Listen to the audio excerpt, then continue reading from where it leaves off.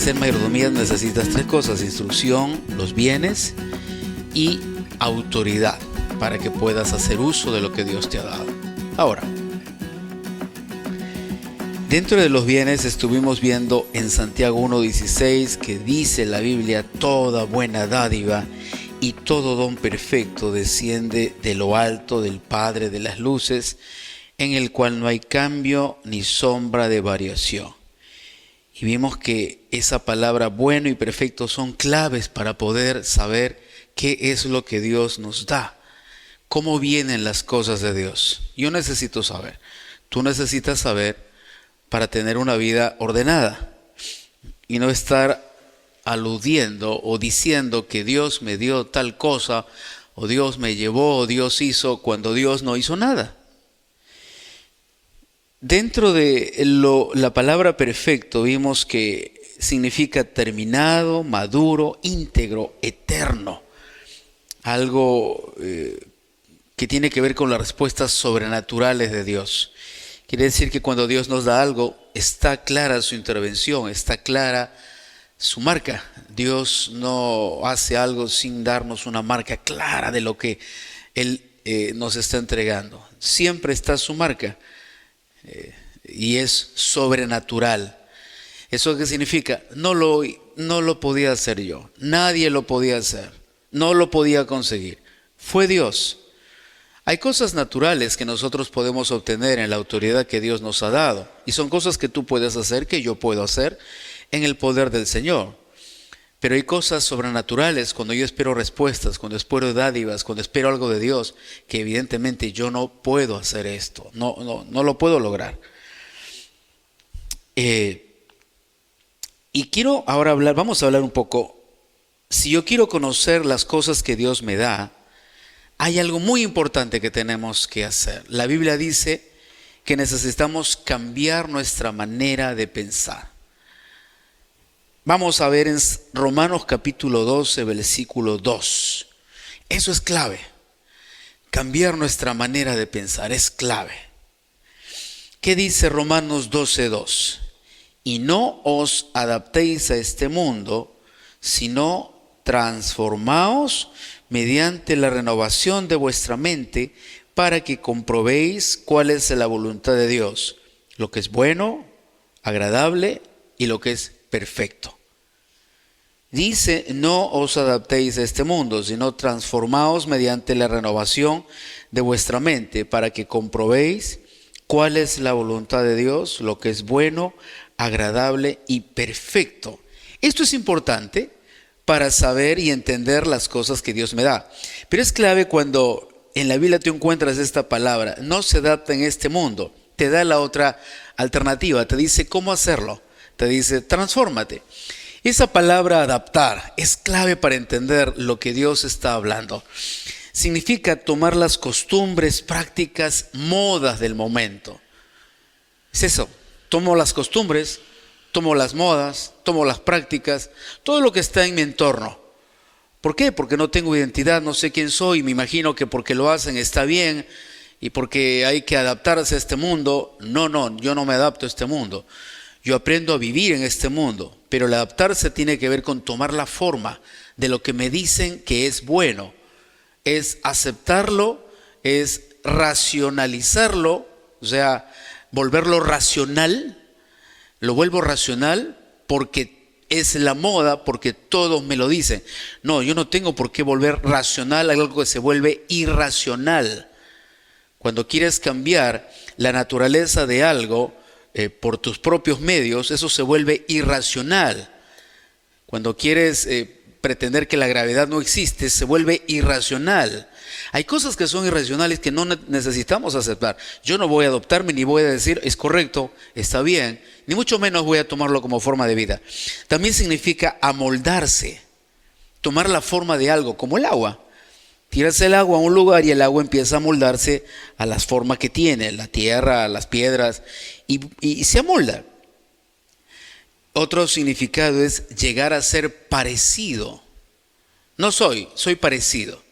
Entonces el consejo de Pablo es: no te adaptes. En otras palabras, no tomes las costumbres, no tomes las prácticas, no tomes las modas del momento, no te amoldes a esta forma, no vuelvas racional lo que es irracional. Esto para mí es clave. Porque si vuelves racional lo que es irracional, estás en la línea de la locura. Yo estoy aceptando lo que los demás dicen, pero es una locura. Yo no puedo vivir en ese estado de vida. No puedo decir amén a todo lo que las personas podrían estar hablando. Mire lo que dice 1 Juan capítulo 2 versículo 17. Y el mundo pasa y sus deseos, pero el que hace la voluntad de Dios permanece para siempre. Los deseos pasan, son estados de moda, son ánimos, son costumbres, son estilos. Y la Biblia dice que eso va a pasar. Quiere decir que no es permanente. ¿Por qué hacer nuestra vida y por qué tomar como modelo prácticas, ideas, conceptos, modas que nos van a volver inestables? ¿Por qué hacer algo como eso? Si la Biblia, Dios me dice que el mundo pasa y sus deseos, sus motivaciones, su moda, sus costumbres, siempre va a haber un cambio, siempre va a haber nuevos estados de ánimo. ¿Por qué yo establecería mi vida en algo que se vuelve tan inestable? ¿Por qué yo establecería mi vida en algo que es tan endeble, tan débil? ¿Para convertirme en alguien débil también? Y lo lamentable de esto es que cuando no tenemos mayor argumento, mayor instrucción, transmitimos lo que nos dicen y lo que nos dan como un hecho evidente, como algo racional. Tú empiezas a ver a los padres enseñando a nuestra nueva generación acciones irracionales. Los empiezas a escuchar dándoles enseñanzas respecto a situaciones que nunca les darán ningún fundamento. No les van a dar fundamento. El hecho de decir a una persona, cuestiona todo, opina todo, no dejes tu voz en blanco, siempre habla, significa no tomes la autoridad como algo que está sobre tu vida. Sin embargo, la Biblia siempre habló de la autoridad. Entonces se vuelve irracional cuando tú escuchas este tipo de enseñanzas en donde tú tienes que rebelarte y sublevarte contra algo que sí da fundamentos. Si la Biblia dice, sométase toda persona, en el libro de Romanos, a las autoridades, porque no hay autoridad sino de parte de Dios. ¿A qué autoridad se refiere? ¿Qué autoridad se refiere? Todas. Toda la autoridad que tú puedas encontrar aquí en la tierra, la Biblia dice que fue establecido por Dios. Las personas no, la investidura, y esto sirve para establecer un orden. No es un caos el mundo. Dios sigue sentado en su trono. Y la Biblia dice que te sometas. ¿Qué significa someterse? Voy a acatar la autoridad que tú tienes sobre mi vida. ¿Por qué dice la Biblia esto? Para no acarrear condenación.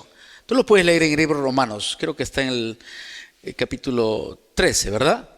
La Biblia dice para no acarrear condenación. ¿Y qué es eso? ¿Voy a irme al infierno? No, condenación significa castigo. Significa que hay algo punible sobre tu vida simplemente por rebelarte contra una autoridad. Y la autoridad, sea buena o sea mala, la estableció Dios. ¿Cómo Dios puede establecer personas malas? No, Dios no establece personas malas. Esa es nuestra elección. Dios establece investidura, un diseño de orden y de estructura que nos da cimiento y fundamento. Las personas las escogemos nosotros. Eso sí, eso lo escogemos nosotros. Por simpatía. Usualmente elegimos personas por simpatía. Qué triste, ¿verdad? Si me haces reír, voy a votar por ti. Si me das algo de comer y me invitas a almorzar un pollo a la brasa, voy a elegirte, porque me caes bien. No elegimos por simpatía. Elegimos por capacidad. Eso es algo importante. Tú eliges por capacidad, no por simpatía. Y esto es lo que dice en adaptarse. Ahora, yo quiero ir a esa palabra cuando dice, vuelvan a poner Romanos 12:2, dice, no adaptéis a este mundo, sino transformaos. El consejo de Dios es, no te adaptes.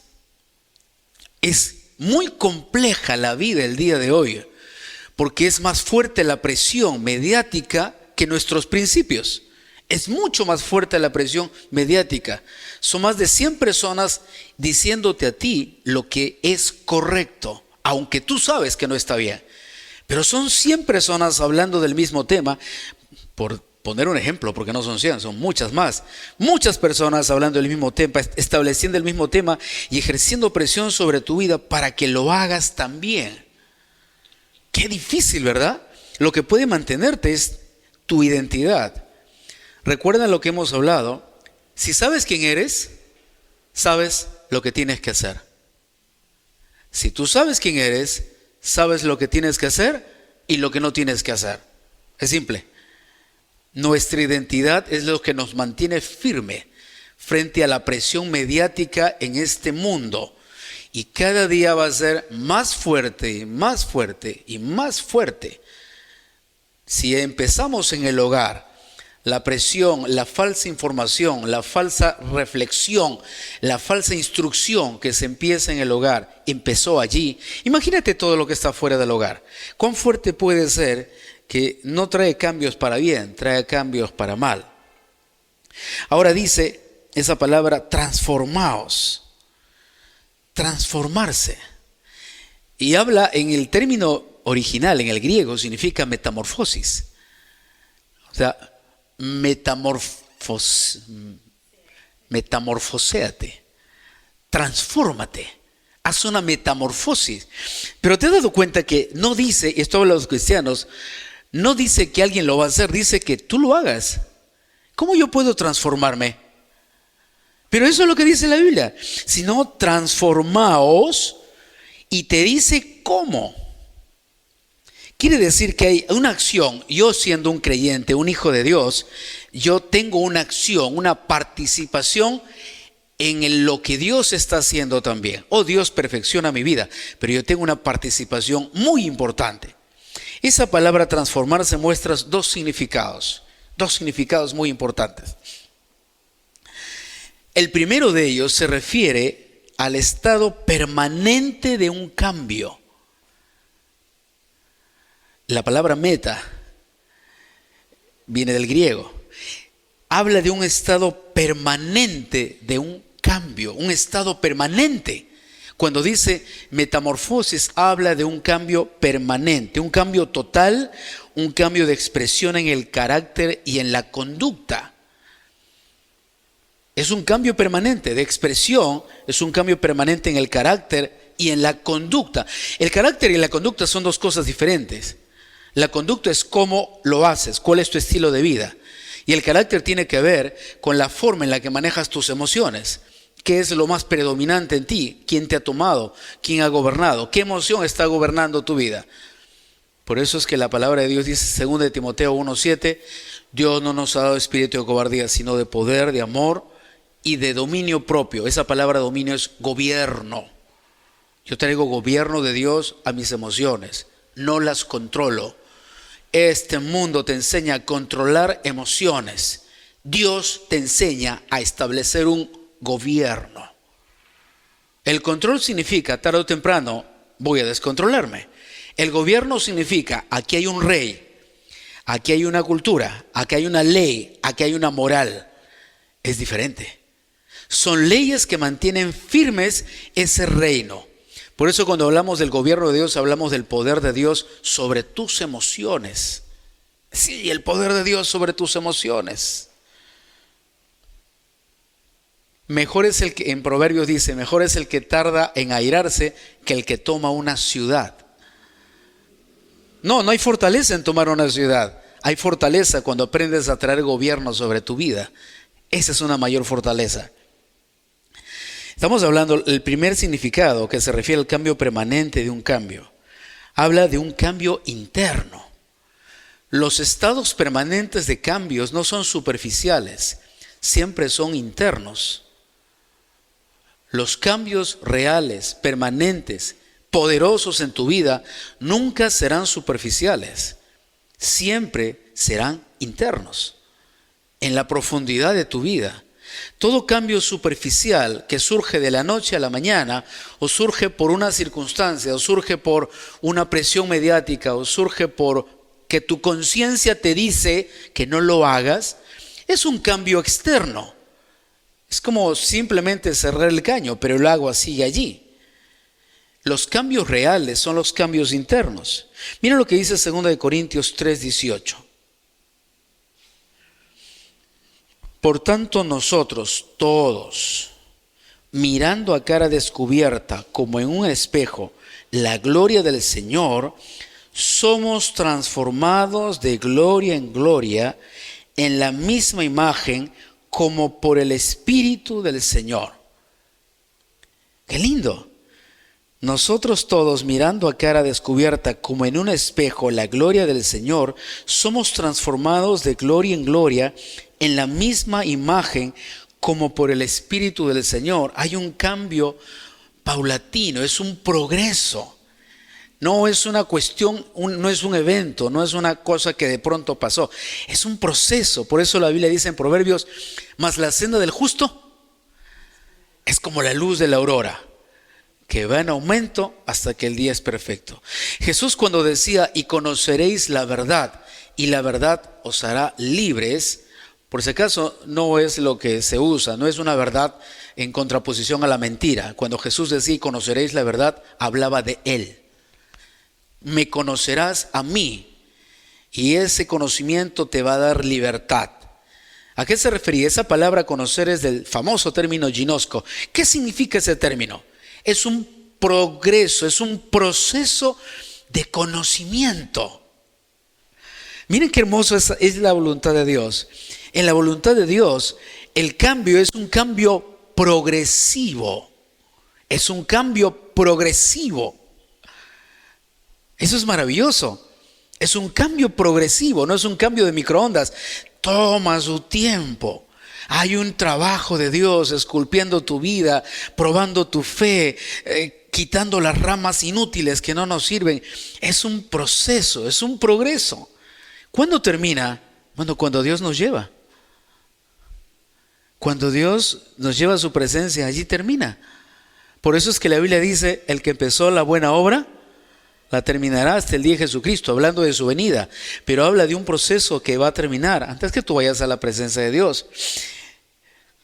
Habla de un cambio interno. El primer significado de transformarse, habla del estado permanente de un cambio. El segundo, esto es impresionante, se refiere a una condición transitoria en la que ocurre el cambio.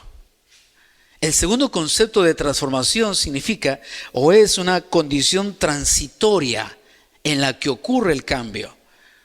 Quiere decir que fue algo de momento, algo que sucedió de pronto. Hubo una intervención que produjo un cambio de la noche a la mañana. En otras palabras, es un cambio de apariencia. Es un cambio de apariencia. En 2 Corintios, del 11, 2 Corintios 11, del 13 al 15, dice, hablando el apóstol Pablo sobre algunos hombres que estaban encubiertos, dice, porque estos son falsos apóstoles, obreros fraudulentos, que se disfrazan, esa es la palabra que se usa, metamorfo, que se disfrazan, es un disfraz. El primero es un concepto de cambio interno, el segundo es un concepto de cambio transitorio. Es por el momento. ¿Y por qué se disfrazan por el momento? ¿Qué es lo que buscan? A ver, vamos a leer. Falsos apóstoles, obreros fraudulentos que se disfrazan como apóstoles de Cristo. Y no es maravilla porque el mismo Satanás se disfraza, otra vez, metamorfo, se disfraza como ángel de luz. Así que no es extraño si también sus ministros se disfrazan como ministros de justicia, cuyo fin será conforme a sus obras. Dice la Biblia que hay personas que usan un disfraz. No es un cambio permanente. No surgió del interior de la persona. Fue un proceso, una cuestión transitoria. ¿Y por qué te disfrazarías de algo que no eres? Para obtener un beneficio, para poder alcanzar ciertas cosas que no puedes alcanzar con tu propia naturaleza. Entonces tienes que disfrazarte de algo. ¿Sabes? ¿Has leído lo que dice? El mismo Satanás se disfraza como ángel de luz. se disfraza como un ser benevolente, como un ser maravilloso y bueno. ¿La maldad puede disfrazarse de bondad? Claro que sí. Claro que sí. Asumimos que la gente buena se va al cielo y asumimos que la gente mala se va al infierno. Pero si la Biblia no dice eso, en las Escrituras tú encuentras un verso muy claro. No hay uno bueno, todos se han desviado, todos somos malos. Pero una bondad disfrazada es más peligrosa que una maldad visible. Porque una bondad disfrazada está buscando obtener un beneficio, está buscando tomar algo. Y una vez que lo toma, va a decir, muy bien, yo soy esta persona. Debiste conocerme mejor antes de acceder a mis pretensiones. ¿Por qué estos apóstoles se disfrazaban de ángeles, disfrazaban de apóstoles, de obreros de justicia? Porque querían entrar a una congregación, a la iglesia, querían sacar a las personas, querían cambiar su forma de pensar, querían judaizarlos, querían que se circunciden, querían simplemente hacer un terrible caos. Ese es su propósito. Me disfrazo para producir un caos y decir que esto no funciona. Entonces esa palabra, cuando dice transformaos, también habla de este término. En Mateo 3:8, tú puedes encontrar, si lees todo el capítulo 3, tú vas a ver a Juan el Bautista hablando a las personas. Recuerda que él estaba enviado para abrir el camino de Jesús. Y todos, él predicaba el bautismo del arrepentimiento y muchas personas venían a bautizarse, muchos. Y él en un momento les dice, hagan frutos dignos de arrepentimiento. Porque eran personas disfrazándose de personas que se habían arrepentido y que ahora eran gente buena. Era simplemente un disfraz. Y aquí aprendemos algo importante. ¿Cómo descubrimos que alguien se disfrazó? Lo dice Juan el Bautista. Haz frutos que hablen de tu arrepentimiento. Haz frutos que hablen de tu arrepentimiento. No dice que vuelves a equivocarte 3 y 4 y 5 veces. Ahí no hubo arrepentimiento. Lo que Juan el Bautista decía, haz fruto que hablen realmente que te has arrepentido. Arrepentimiento es cambio de dirección. No es intentar cambiar, es cambio de dirección. Si ibas a la izquierda, ahora vas a la derecha. Es un cambio completo de dirección. Y esto es lo que estaba diciendo Juan el Bautista. Solo se estaban disfrazando de gente buena. Y él les decía, solamente vienen a bautizarse por la ira venidera. Están asustados y quieren bautizarse y simplemente quieren dar apariencia de piedad. Como muchas personas que piensan que porque se bautizan son santos. ¿Cuántas personas me han hablado y me han dicho, pastor, yo no me voy a bautizar hasta que sea una buena persona? Y yo le decía, wow, bueno, siéntate porque te vas a cansar. El bautismo no tiene nada que ver con que seas buena o mala persona. El bautismo tenía que ver con tu fe en Jesucristo. Yo creo en Jesús y la evidencia de mi fe era el bautismo. Era así de sencillo. Es el primer acto público que yo hago de que yo creo en Jesucristo. Es muerte a la vida vieja y vida nueva, levantarse después del agua. Eso era todo. No habla si eres bueno o eres malo, si a partir de ahora no puedes pecar o si puedes pecar o mentir. No tiene nada que ver con esto. Pero Juan el Bautista decía, hagan frutos del arrepentimiento. En este segundo tipo de transformación, cuando dice que es una condición transitoria, también habla de usar un remiendo en vez de cambiar lo gastado.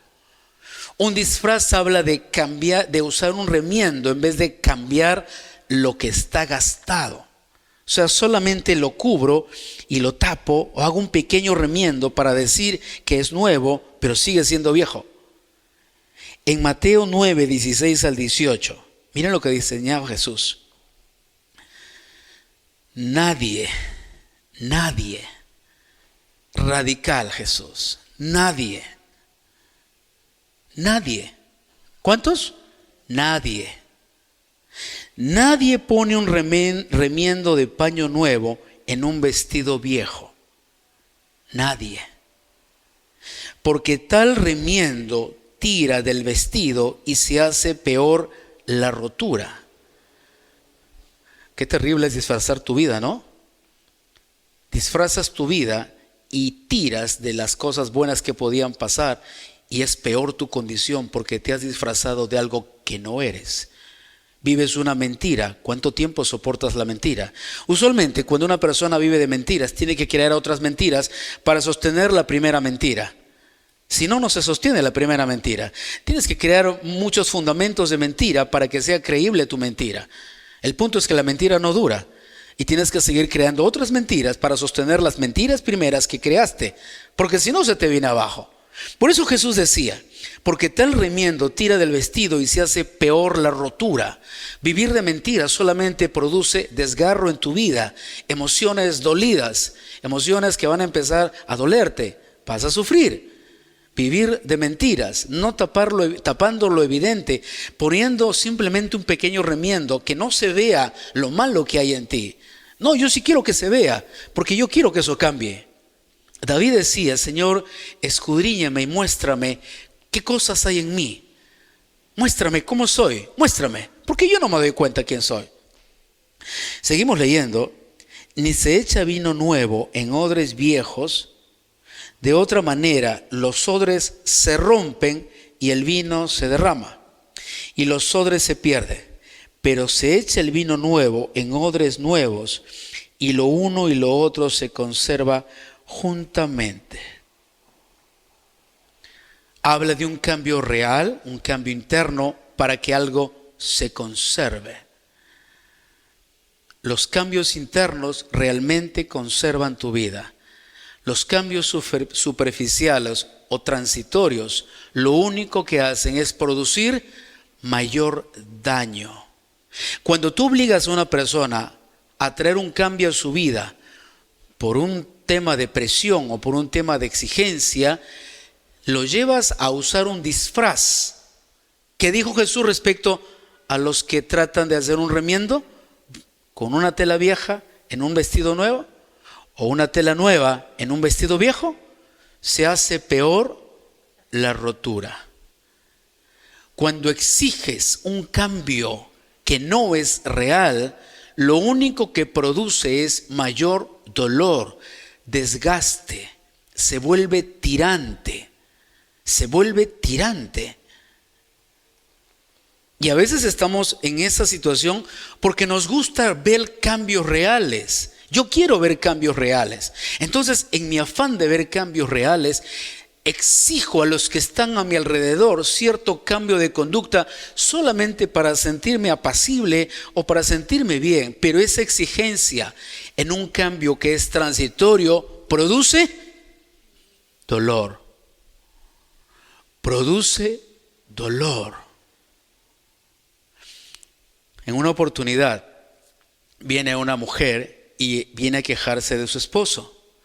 Y me dice: pastor, mi esposo es malo, no es gentil, mi esposo le gusta tomar, mi esposo... Me dio una lista de muchas cosas que hacía. Y yo le hice la pregunta: ¿y eso te lastima? Sí, pastor. Yo le he dicho que cambie, que no haga esto, que deje de ser diferente, que sea una buena persona, que se vuelva un buen cristiano. Y yo le pregunté: dime, ¿tú lo conociste así? Sí, pastor, yo lo conocí así, pero no tanto. Era así, pero no tanto. Ah, ya. Entonces te voy a dar el consejo, le dije. Vas a ir hoy día, te vas a reunir con tu esposo, te vas a sentar, le vas a mirar a los ojos y le vas a decir: esposo mío, perdóname, porque arruiné tu vida. Y la mujer: ¿qué me está diciendo, pastor? ¿Qué consejo es ese? Y yo le dije: has arruinado su vida. Tu esposo siempre fue así. Y tú estás presionándolo para que él sea diferente. Y posiblemente tu esposo está tratando de cambiar para agradarte a ti, pero él siempre fue así. Estás arruinando la costumbre, el estilo, la elección de su vida. Ve y pídele perdón. La mujer: bueno, me vine a pedir consejo, ahora obedece, pues no, si no, ¿para qué me pides consejo? Y bueno, la mujer lo hizo. Ganamos porque no siempre obedecen al pastor. Bueno, el pastor habla cualquier cosa, ¿no? Si me interesa, le obedezco. Si no, no le obedezco. ¿Y qué creen que pasó? El esposo vino a la iglesia. ¿Por qué? Porque se sintió libre. ¿Y por qué se sintió libre? ¿Por qué se sintió libre? Porque nadie lo presionaba. Era libre. Sí, soy un borracho. Sí, vivo así, soy así. Sí, ven. Alguien le dijo, sé libre, sé como tú eres. Porque lo que estaba produciéndose en esa relación era, ¿qué cosa dijo Jesús? Dolor. No puedes poner un remiendo nuevo en un vestido viejo, porque se va a romper. Uno y lo otro tiene que ser nuevo. Eventualmente este hombre empezó a tener una relación con Dios y al final hubo cambios reales en su matrimonio, porque no fue ella, fue él.